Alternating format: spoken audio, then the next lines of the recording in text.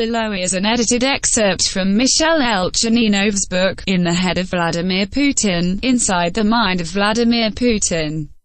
The ideology of Vladimir Putin is a conservative message, addressed not only to the Russian-speaking population, but to all European citizens. The Kremlin is clear: Europe is in a state of economic and moral decline. Putin is convinced that hostility towards Islam and protests against same-sex marriages in France are of great importance. Hence a completely fantastic picture, a small group of ultra-modernists, inspired by theories in the American style, are trying to secretly impose reforms on the population, which will lead to serious anthropological changes, including the suppression of fertility. From the point of view of Putin, this is a significant step in the war of civilizations, and it is extremely important to help Europe to remain faithful to its Christian roots and traditional values. In the summer of 2014, he declared that he had warned his friends about the rise of populism in Europe, which he explained by the excessive connivance of Europeans in the matter of immigration and homosexual rights. I many years ago told many friends in Europe that if you and then you will do the same, you will not take into account the mood of the population in your own countries, then the growth of nationalism is inevitable. So everything happens. Thus, the Russian conservative ideology needs to be exported, and Putin considers himself a harbinger of the anti-modernist movement.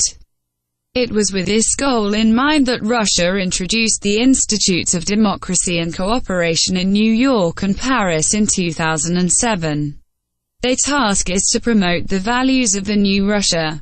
And if they have to respond to criticism from the West about disrespect for human rights in Russia, why should not Russia, in turn, begin to monitor violations of rights in these hypocritical countries that consider themselves impeccable? The official task of these institutions is to study and evaluate the organization of the electoral process and follow-up activities, promote research and develop effective programs aimed at combating xenophobia, racism, extremism and terrorism. Quote, however, they also hold seminars and conferences devoted to the main aspects of the Kremlin's new doctrine, namely, the protection of the multipolar world from American hegemony, the protection of the traditional family, and the presentation of a different perspective on events in Syria, Ukraine and so on.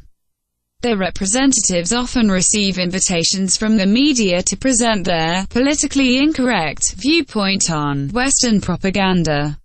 The information war, which began with the annexation of the Crimea and the separatist movement in Ukraine, is the most important conductor of Russia's influence.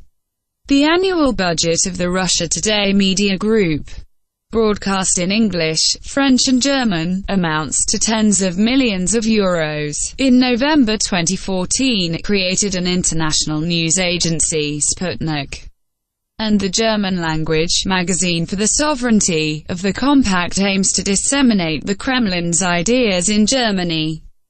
The desire to increase the importance of Russia in the international arena as the homeland of conservatism is also manifested in strengthening ties with extreme right-wing populist movements, in particular, with the French party, National Front. Putin for a long time counted on the rise and the final victory of Marine Le Pen, which is a big fan of the Russian president.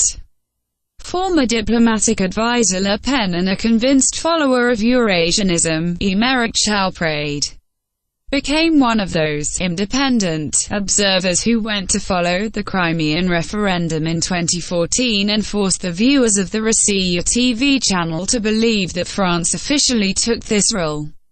Part of the former Union for the People's Movement party, the party of Sarkozy, now called Republicans, as well as the Left Front, was rumored to have approvingly referred to Putin as a strong man who dares to resist the United States. Politicians such as Thierry Mariani do not even hide that they support Putin and the annexation of the Crimea. The audience of the Russian president in Europe has certainly grown.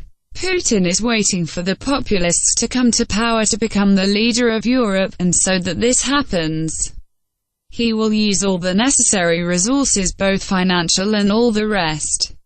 From the point of view of Vladimir Putin, everything that can contribute to the division and weakening of Europe must be encouraged. While the Trump White House is considering withdrawing from participation in the defense system of Europe as part of the rejection of NATO, Putin dreams of a Europe that will kneel, which will be torn apart by separatist movements and dominated by a new conservative leader himself. He looked in anticipation of the onset of the post-Merkel era, when he can make more large-scale moves.